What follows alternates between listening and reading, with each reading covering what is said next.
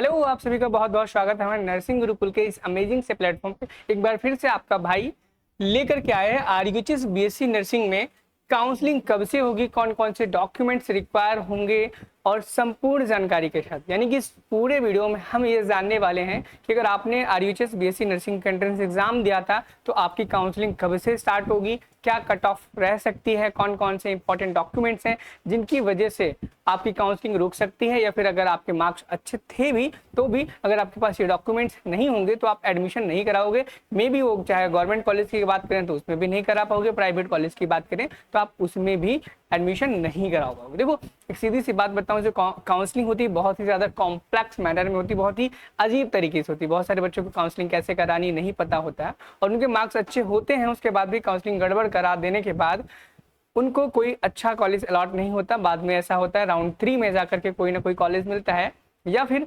Private की तरफ उन्हें शिफ्ट होना पड़ता है, सिर्फ और सिर्फ किसकी वजह से, काउंसलिंग की वजह से। लेकिन अगर वो बच्चे काउंसलिंग अपनी सही से कराएं तो उन्हें कम नंबर पर भी एक अच्छा कॉलेज मिल सकता है। और वो चीज़ कैसे पॉसिबल है, एक अच्छी गाइडेंस के साथ। और आपकी गाइडेंस अच्छी मिले उसके लिए आप नर्सिंग गुरुकुल का इस चैनल को सब्सक्राइब कर सकते हो। डिस्क्रिप्शन बॉक्स में व्हाट्सएप ग्रुप का लिंक भी होगा, आप उसे भी ज्वाइन कर सकते हो। वहाँ पर आपको सारी की सारी अपडेट्स सही समय पर मिलती रहेंगी। सबसे पहले अगर हम बात करें कि भाई आपका जो आईओएचएस का एंट्रेंस एग्जाम है, थोड़ा सा देखो पास्ट हिस्ट्री जानना बहुत ज़रूरी होता है कि भाई कब क्या हुआ था और कब कैसे और क्या होने वाला है। अगर एग्ज़ाम की बात करें तो आपका जो एग्ज़ाम है वो कब हुआ था, 11 अगस्त को हुआ था। ये चीज़ आपको बहुत ही अच्छी तरीके से पता होगा। और आपका क्या आंसर की 23 ऑफ सितंबर को आया था, सॉरी अगस्त को आया था, ठीक है। और आपका जो रिजल्ट है वो भी डिक्लेयर हो चुका है, ठीक है, जारी हो चुका है। लेकिन अब बात आई है कि काउंसलिंग कब से स्टार्ट होगी। तो जो काउंसलिंग की एक्सपेक्टेड डेट है बच्चों, क्या काउंसलिंग की एक्सपेक्टेड डेट है काउंसलिंग की, वो आपकी 21 सितंबर है। कब है? 21 सितंबर से 21 ऑफ सितंबर। यानी कि आपकी जो काउंसलिंग की जो प्रोसेस है वो 21 सितंबर से स्टार्ट हो सकती है। मैं बताऊं आपको काउंसलिंग में होता क्या है कि काउंसलिंग स्टार्ट होती है फीस से लेकर के। आपको एक फीस पे करनी पड़ेगी और मैं बता दूं आपको फीस कितनी पे करनी पड़ेगी। लगभग 550 रुपए से लेकर के 600 रुपए तक के आसपास फीस पे करनी पड़ेगी। और वो फीस कैसे पे करनी है, आपको यूपीआई, नेट बैंकिंग इनका इस्तेमाल करके नहीं पे करनी, एक अलग तरीके से करना होता है। ये आपका क्या है, काउंसलिंग फीस है, काउंसलिंग फीस है। और याद रखना ये जो काउंसलिंग फीस है नॉन रिफंडेबल है, नॉन रिफंडेबल है। आपको ये पैसा वापस नहीं मिलेगा, आपको कॉलेज मिले या फिर ना मिले। देखो 21 तारीख को जब भी पोर्टल ओपन होगा आरयूएचएस की वेबसाइट पे, वहां पर जब आप जाओगे तो वहां पर सबसे पहले आपको अपना कुछ डिटेल्स डालनी पड़ेंगी। उसके बाद इस फीस पेमेंट की रिसिप्ट चाहिए होगी। रिसिप्ट में भी आपका चालान नंबर चाहिए होगा। आपको क्या करना होगा, ये 550 या 600 रुपए जो है इसको एज आ चालान सबमिट करना होगा। क्या होगा? चालान सबमिट करना होगा। अब आपको ये चीज़ नहीं पता होगी क्योंकि आप शायद छोटे हैं, बच्चे हैं, और मे भी हो सकता है आप बड़े भी हों, आपको पता भी हो चीज़, अपने माता पिता से आपने कभी पूछा हो या फिर कभी चालान बनवाया हो। तो आप क्या कर सकते हैं, बैंक में जा करके आपके नज़दीकी SBI, central bank of India, जो भी बैंक है वहाँ पर जा करके 550 या 600 रुपए का चालान कटवा सकते हैं। कटवाने के बाद आपको चालान की रिसिप्ट देंगे, उसमें चालान नंबर लिखा होगा। जब आप आरयूएचएस के पोर्टल पे आएंगे तो वहां पर आपको इंटर योर चालान नंबर लिखा होगा।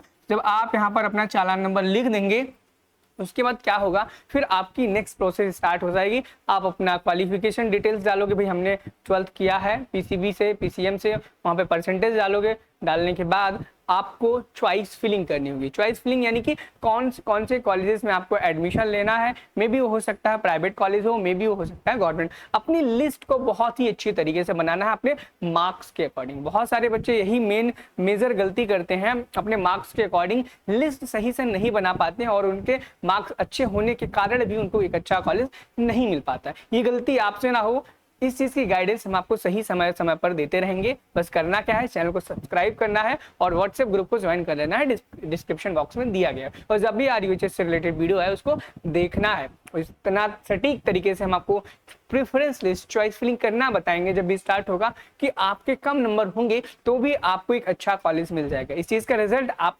UP BSc नर्सिंग के देख सकते हैं हमारे चैनल पर जा करके कि बच्चों ने गाइडेंस लिया और उन्हें कितना प्रॉफिट हुआ। ठीक है, चलो काउंसलिंग एक बड़ा मुद्दा रहता है, वो हो जाता है। चलो बच्चे इधर उधर से कर करा के अलॉटमेंट डाउनलोड कर लेते हैं। जैसे कि जब आप एक कॉलेज फिल कर लोगे, अपनी डिटेल्स फिल कर दोगे, उसके बाद 4 से 6 दिन बाद अलॉटमेंट रिजल्ट जारी होता है। अलॉटमेंट रिजल्ट बोले तो अलॉटमेंट रिजल्ट वो जानकारी होती है उसमें कि आपको कौन सा अलॉट हुआ है। जो भी आपने कॉलेज फिल किए हैं, जो भी चॉइस फिलिंग की है, उनमें से कौन सा कॉलेज आपको अलॉट हुआ है, वो चीज़ आपके लेटर में लिखी होती है अगर आपको कॉलेज अलॉट होता है तो। अगर नहीं हुई होती है तो वहाँ पर नो अलॉटेड लिखा रहता है, वहाँ पर आप अपग्रेड या अपडेट भी कर सकते हैं, डिक्लाइन भी कर सकते हैं। इन केस मान लो आपका अलॉटमेंट हो गया, उसके बाद आपको डॉक्यूमेंट वेरिफिकेशन के लिए उस कॉलेज में जाना पड़ेगा। और यदि अगर आपके पास डॉक्यूमेंट्स नहीं है तो आपका कट जाएगा एडमिशन। तो आप अपने डॉक्यूमेंट्स कोशिश करो अभी से प्रिपेयर करा लो। यहाँ पर जितने डॉक्यूमेंट्स की मैं बात कर रहा हूँ वो जो डॉक्यूमेंट्स है बहुत ही ज़्यादा इंपॉर्टेंट है। क्या है? बहुत ज़्यादा इंपॉर्टेंट है। अगर आपके पास ये डॉक्यूमेंट्स नहीं होंगे तो आपको एडमिशन नहीं मिलेगा। तो ध्यान रखना, इनमें आपका 10th एंड 12th की मार्कशीट है, यानी कि आपके पास क्लास कक्षा 10वीं और 12वीं की मार्कशीट होनी चाहिए। जाति प्रमाण पत्र और EWS सर्टिफिकेट, या अगर आपके पास MBC से आते हो तो MBC सर्टिफिकेट होना चाहिए। अगर आपके पास जाति प्रमाण पत्र एप्लीकेबल है तभी, यानी कि अगर आप जनरल कैटेगरी से हो तो फिर आपको जाति प्रमाण पत्र की कोई भी आवश्यकता नहीं होगी। लेकिन अगर जनरल में आप EWS से आते हो तो आपको EWS की आवश्यकता पड़ेगी। OBC से अगर MBC से आते हो तो आपको MBC सर्टिफिकेट की आवश्यकता पड़ेगी ही पड़ेगी। तो आप ये बनवा करके रख लो। मूल निवास प्रमाण पत्र ये सभी बच्चों के लिए अनिवार्य रहेगा। TC व करेक्टर चरित्र प्रमाण पत्र, ठीक है, ये चीज कंपलसरी रहती है। TC और करेक्टर सर्टिफिकेट, ये चीज आप अपने कॉलेज में अभी जाकर के बनवा लो। भले आपके पास 1 हफ्ते का समय है, लेकिन अभी जाकर के कोशिश करो बनवा लो। क्यों? क्योंकि जरूरी नहीं है जब आप जाओ उस टाइम पे वो बना करके दे दें। हो सकता है कि वो कहें आपसे कि आप 1 हफ्ते बाद आना, 10 दिन बाद आना। उस टाइम पे क्या होगा आपके साथ? आप जब जाओगे तो आपका नहीं बन पाएगा समय पर और आपका एडमिशन रुक जाएगा और आपके पैसा और समय दोनों बर्बाद जाएगा। ठीक है, माइग्रेशन सर्टिफिकेट भी आपको अपने ही कॉलेज से बनवाना है जहां पर आपने क्लास 12th पास आउट किया था। पासपोर्ट साइज 4 फोटो चाहिए, ध्यान कर रखना। पासपोर्ट साइज कितनी फोटो चाहिए? 4 फोटो चाहिए। इसको आप करवा लेना। मेडिकल फिटनेस सर्टिफिकेट भी अपना बनवा लेना। अब बच्चों को ये चीज नहीं पता होगी कि मेडिकल फिटनेस सर्टिफिकेट कैसे बनता है। आप अपने आसपास के CSC केंद्र में जा करके, सामुदायिक स्वास्थ्य केंद्र या जिला अस्पताल में जा करके अपना फिटनेस सर्टिफिकेट बनवा सकते हैं। ध्यान देना, जो आपका फिटनेस सर्टिफिकेट है वो सिर्फ गवर्नमेंट मेडिकल कॉलेज या हॉस्पिटल से ही अप्रूव्ड होना चाहिए। ऐसा नहीं कि आप किसी भी डॉक्टर के पास जा करके, प्राइवेट डॉक्टर के पास जा करके अपना मेडिकल फिटनेस सर्टिफिकेट बनवा लिए, वो मान्य नहीं होगा। वहीं पर अगर हम आगे की बात करें, बाकी अन्य जरूरी डॉक्यूमेंट। अब बाकी अन्य जरूरी डॉक्यूमेंट्स में आपका आधार कार्ड बोल लो या फिर आपका ID कार्ड बोल दो। क्या बोल दो? ID कार्ड बोल दो। ठीक है, उसके बाद क्या? सेकंड नंबर पे आपका एडमिट कार्ड जो RUHS ने दिया था आपको, admit card, result, allotment letter,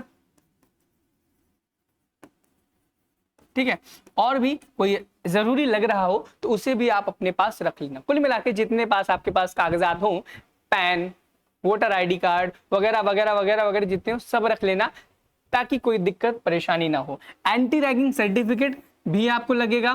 bond certificate college का होता है, बॉन्ड सर्टिफिकेट आपको साइन करके ले जाना होगा। और बॉन्ड सर्टिफिकेट किस कॉलेज का कितना है, जिस कॉलेज में अगर आपको जो कॉलेज अलॉट हुआ है उस कॉलेज की वेबसाइट पर जाना, ठीक है, वहां पर लिखा होगा भाई बॉन्ड फीस कितनी लगती है कितनी नहीं लगती अगर आप बॉन्ड को ब्रेक करते। और मुझे लगता है इस वीडियो में मैंने आपके सारे के सारे डाउट्स क्लियर कर दिए होंगे, चाहे वो काउंसलिंग क्या होती है, कैसे कराई जाती है, कैसे अलॉटमेंट आता है, इन सभी चीजों में बात की, क्या क्या डॉक्यूमेंट्स लग सकते हैं उनके ऊपर बात की। अगर आपको जानना है कि एसएमएस कॉलेज आपको कितने नंबर पे मिलेगा, या फिर जानना है कि आपको कोई भी गवर्नमेंट कॉलेज मिल जाए कितने पे मिलेगा, उन सभी की वीडियो मैं ऑलरेडी बना चुका हूं, बार बार नहीं बनाना चाहता हूं, बच्चे इरिटेट हो जाते हैं नोटिफिकेशन से।